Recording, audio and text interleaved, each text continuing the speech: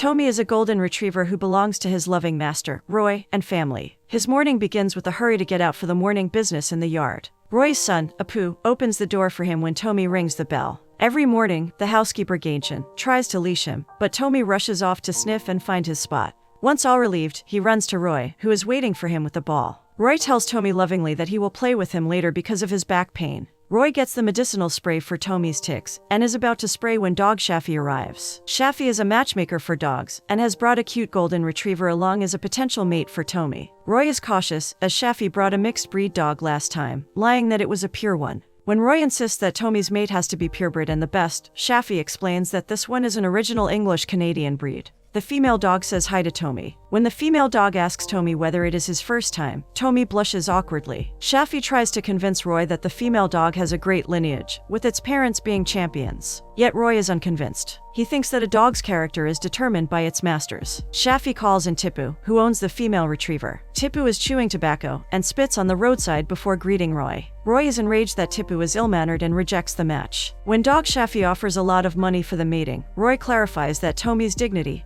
is beyond money. He even mentions that calling him Dog Shafi itself is a shame for dogs. Meanwhile, Gainchin tries to approach Shafi. He wants to know if the matchmaking service could be extended to humans as well. Shafi angrily scolds him. In the living room, Roy's wife serves him a plate of meat cutlets, and Tommy drools over them. But the wife reprimands Tommy, saying that he has just had his meal and that the cutlets are for Roy. Roy acts sternly in front of his wife. As soon as she moves away, he feeds the cutlets to Tommy. The TV news shows that there is a rising issue of stray dogs rabidly attacking people in the city. In the news interview, prominent businessman and social activist Narendra Das Karnavar warns of violent intervention if the government doesn't solve this. Tommy is saddened, but Roy comforts him. He goes out to meet his rooster friend, Puvan. Puvan asks how the matchmaking went, but Tommy replies that he is too good for such matches. Puvan teases him that he knows whom Tommy is into. This is Amalu, a cocker spaniel from next door. Amalu is the precious pet of Saraswati, who belongs to the Brahmin caste, a dominant and elitist one. Tommy is head over paws in love with Amalu.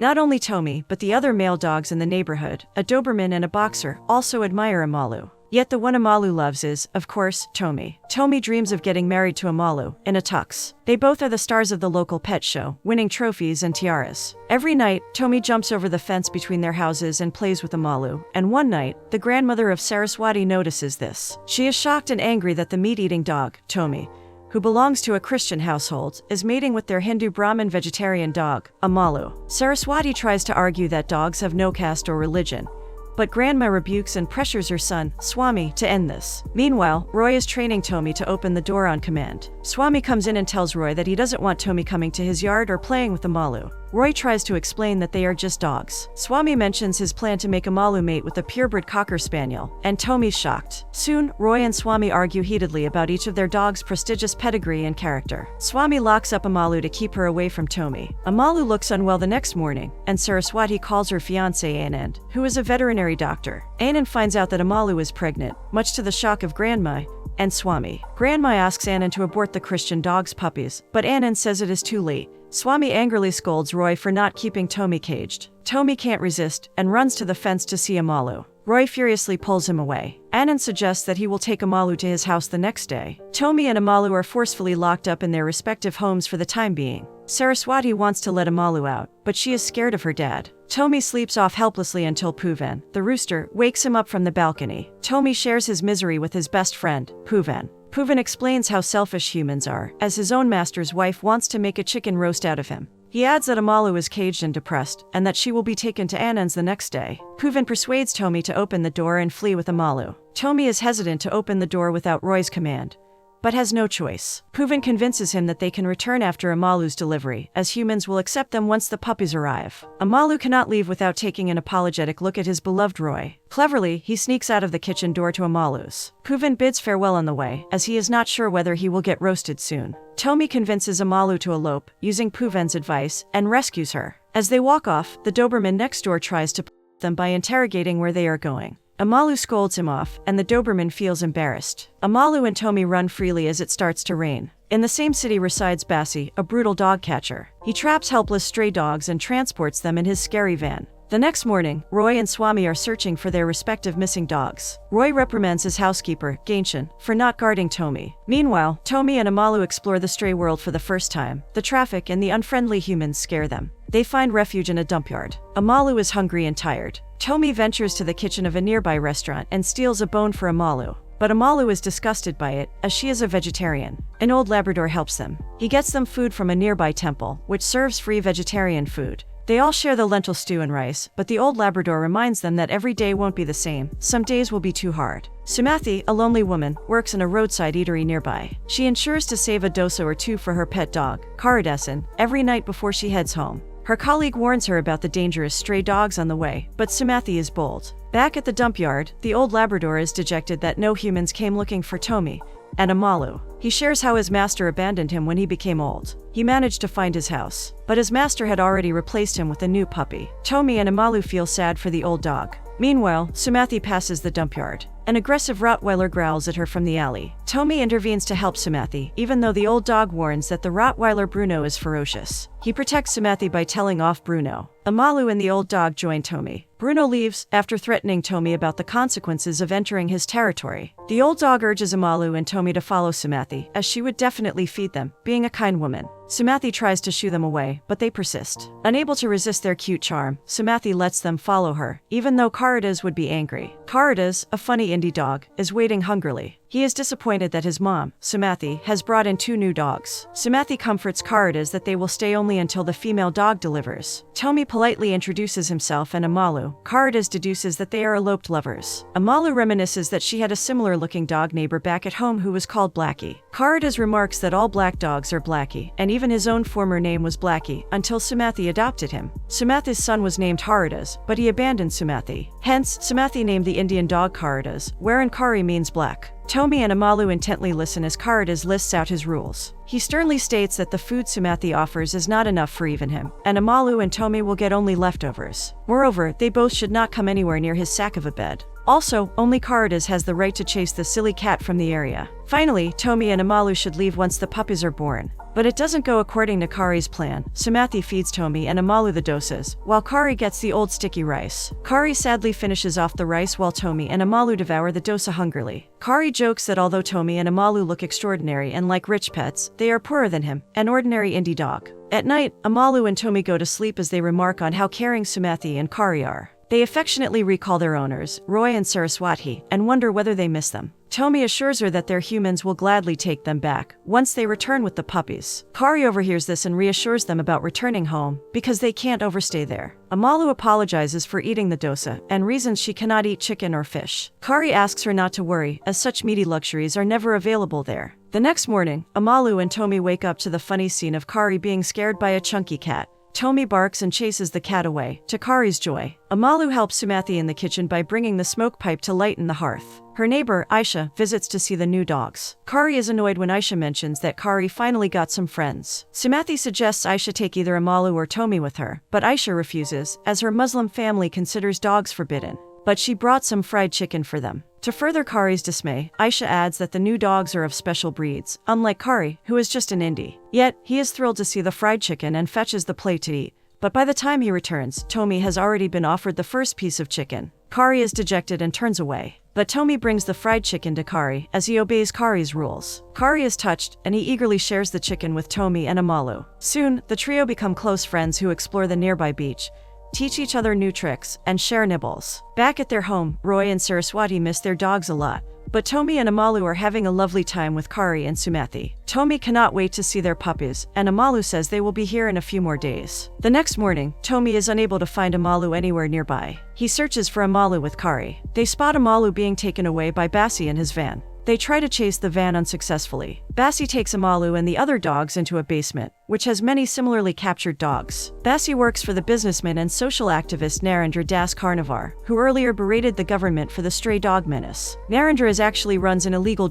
trial lab and tests the drugs on the captured dogs. If the dogs go crazy and rabid due to the testing, he lets them out, and they attack the public. His son Roshan, who also works in the lab, dislikes Bassie coming to the lab, as he fears the government and dog activists might catch them. But Narendra shares his bigger plan. He wants to keep working with Bassie, as the more rabid dogs they let out, the more public outrage. He can then be the mouthpiece of the people who are attacked by the dogs and gain political mileage. Roshan readily agrees to this. Roshan instructs Bassie to move the pregnant dog, referring to Amalu, to the special room. Back at Sumathi's, Tommy is disheartened that Amalu is missing. Kari has also failed to find where Amalu was taken, but he finds out about a dog who escaped from a similar catcher and might have some helpful information. Meanwhile, Roy approaches the local police again, asking for updates on the missing Tommy and Amalu. The police have no developments and mention that they have many cases of dogs missing. When Roy is about to leave, he overhears the police officer remarking that they don't have enough time to investigate even the cases of humans. Roy gets agitated, but he calmly reminds the officer how loyal dogs are and why they should not be valued less than humans. Meanwhile, Kari and Tommy find the dog who escaped from the dog catchers, a female Afghan hound, a furry diva. She introduces herself as Margaret, who teaches English to the local dogs. She is chilling at the beach in a pretty bikini with her long, furry hair flying in the wind. Tommy and Kari explain about Amalu being taken away. But Margaret is certain these are not the same people who caught her. She was taken by ABC, who sterilize dogs. Kari and Tommy are shocked to know of the existence of ABC. Right then, Margaret's pet parent, a foreigner woman touring in India, comes in to pet her and calls her Rajima, a very local Indian name. She feels embarrassed to have her fake identity of Margaret exposed in front of Tommy and Kari. She concludes that the ABCs are caring enough, but Amalu's kidnappers sound dangerous. Tommy is worried, but determined to save Amalu. Margaret, or Rajima, reminds them of how strong their innate smelling powers are, and advises them to find Amalu by following traces of her scent. Tommy and Kari keenly search the entire town looking for Amalu's scents. They chance upon a Muggin Dog, who boasts that he has peed over every spot in this territory and knows where Amalu is. They follow the Muggin, but soon they realize that it was nothing but a trap set by the Rottweiler, Bruno. Kari wants to pay him revenge for threatening Sumathi the other night, but is scared when Bruno growls aggressively. Tommy requests Bruno back off, as he is in a critical situation to find Amalu. Tommy and Kari try to escape, but Bruno chases them into a construction site. Bruno accidentally falls into a pit, and Tommy saves him despite Kari's hesitation. Bruno apologizes for his behavior and shares his story. As a puppy, Bruno was gifted to an old couple for Christmas. He was raised with love and care, but when his master became old and sick, he was slowly moved away to a cage. Later, when the master passed, Bruno was given off to Bassie. Bassie is not only a cruel dog catcher, but an trainer too. He wanted Bruno to compete against the well-trained pit bulls and Czechoslovakian wolf dogs in a underground dog. Within 10 days, Bassie abusively trained Bruno to become extremely violent and ferocious. When Bruno defeated the other dogs, Bassie began to show off by flexing his muscles. Frustrated, Bruno takes the chance to wound Bassie and escapes the arena. Since then, Bruno has hated humans. Tommy corrects him that there are good humans too, like his own old master Roy, or Sumathi. At the lab, Amalu is taken into a special room, where she meets a Podenco Canario mother dog. The mother dog shares that she had just given birth to her pups a month ago, and was taken away from them by Bassie. She adds that they inject medicines often and sedate them. They desperately hope that someone may come to rescue them. Bruno offers to help Tommy and Kari to rescue Amalu. Roshan instructs his employee to test a medicine on Amalu. Narendra is infuriated that the Department of Animal Protection has served him a notice about the dogs in captivity, but he is unfazed, as he plans to release rabid dogs to create more public panic. He rattles the cage of a miniature pincher dog and for no reason. Amalu is taken to a table and sedated. Tommy, Kari, and Bruno search for Amalu's scent. When Kari goes off to pee, Tommy and Bruno spot Bassie's vehicle. Bruno recognizes Bassie immediately and follows him.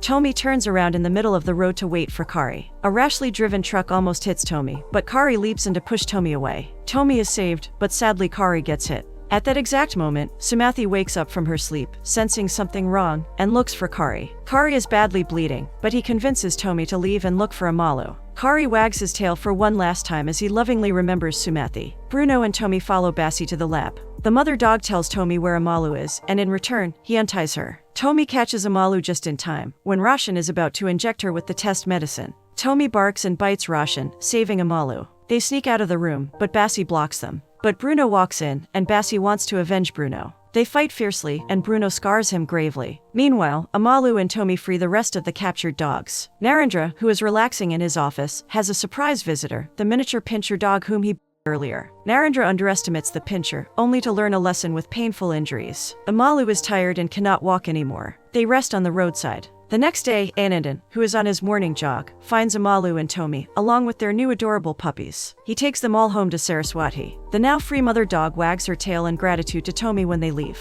Back at home, Amalu reunites with Saraswati, who cries and kisses her. They have a great time together. Bruno tries to look for Kari, but cannot find him. When Tommy and Amalu are passing by the dumpyard later, they reminisce about the old Labrador, who is no longer seen there. Tommy finally goes back to Roy, who is overjoyed. Swami and Grandma warm up seeing the cute puppies, and they all share the moments together, forgetting all the caste and religious differences. Bruno waits for Sumathi and follows her home to fill in for the missing Kari. Meanwhile, miles away in an army camp, the soldiers are training a Doberman and an Alsatian to detect bombs. One of the soldiers remarked that, despite there being many Indian dogs in the streets, only the German imported dogs can do these jobs. Then the senior army officer corrects him, saying that he rescued an Indie dog who has now become the Indian Army's star for his speed and sharpness. Everyone calls this dog Blackie, but he calls him Kari. So, Kari was rescued and lived to be a very admired member of the army. Meanwhile, Narendra and Roshan are arrested, and their trial lab is shut down. The captured dogs are rescued and being rehabilitated. Tommy is happy to be back home and chat with his buddy Poovan,